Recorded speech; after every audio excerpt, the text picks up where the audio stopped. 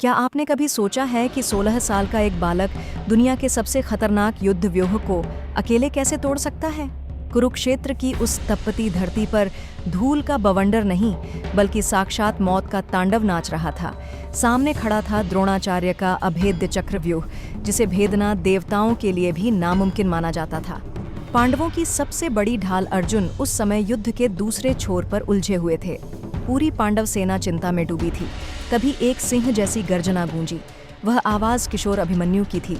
उसने कहा, मैं चक्रव्यूह में प्रवेश करना जानता हूँ, और अगर धर्म की रक्षा के लिए मुझे प्राण भी देने पड़े तो मैं पीछे नहीं हटूंगा। लेकिन यहाँ एक भयानक मोड़ था। अभिमन्यु को केवल अंदर जाना आता था, बाहर निकलने का रहस्य उसे पता नहीं था। फिर भी अपनी आंखों में गजब का आत्मविश्वास लिए वह रथ पर सवार हुआ और तूफान की तरह व्यूह के अंदर घुस गया। उसके बाणों की ऐसी बौछार हुई कि कौरवों की विशाल सेना कांप उठी। बड़े बड़े महारथी पीछे हटने लगे। उसकी वीरता देखकर सब दंग थे कि इतनी कम उम्र में ऐसा पराक्रम कैसे संभव है। तभी सामने आए महान धनुर्धर कर्ण।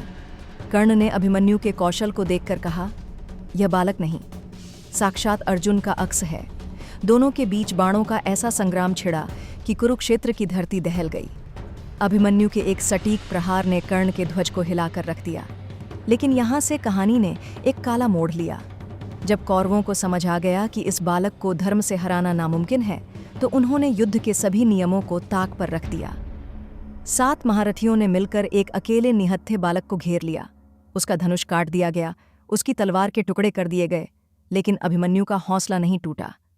जब कुछ नहीं बचा तो उसने टूटे हुए रथ का पहिया उठा लिया और उसे ही काल की तरह घुमाने लगा। वह लहूलुहान था, थका हुआ था, लेकिन उसकी आंखों में आखिरी सांस तक हार का नामोनिशान नहीं था। अंत में वह वीर भूमि पर गिर पड़ा। उस दिन आसमान भी रो पड़ा था और प्रकृति शांत हो गई। जब अर्जुन को अपने पुत्र के बलिदान का पता चला तो उनके आंसू नहीं रुके, लेकिन उनका सीना गर्व से चौड़ा था। अभिमन्यु की यह गाथा हमें सिखाती है कि उम्र कभी आपकी महानता तय नहीं करती। अगर साहस बड़ा हो और उद्देश्य नेक, तो हार कर भी इंसान इतिहास के पन्नों में अमर हो जाता है।